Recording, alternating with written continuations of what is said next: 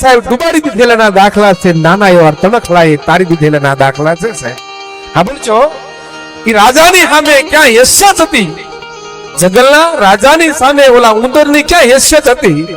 પણ હાવજને ઝાડની અંદર ફસાયા પછી ઓલા ઉંદેડાએ તે હાવજને મારા કાઢી દીધેલા અહીંયા દાખલા છે હાવજે. અને સાંભળજો સાહેબ, હરીફાઈમાં અરે રેસમાં સસલાની સામે ઓલા કાચબાની ક્યાં કઈ હેસિયત હતી?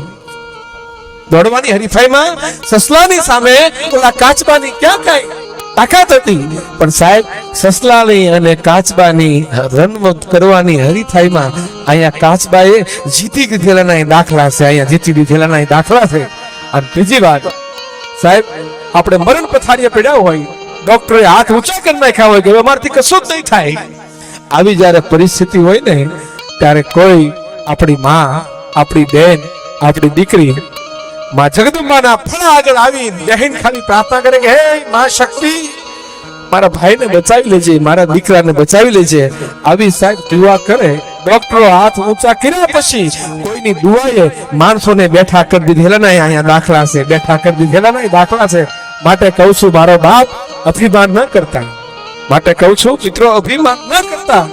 જેના જન્મના દાખલા છે ને એના અહીંયા મરણના દાખલા છે, એના મરણના દાખલા છે. અભિમાન ન કરતા સાહેબ, એટલે વાત કરું છું.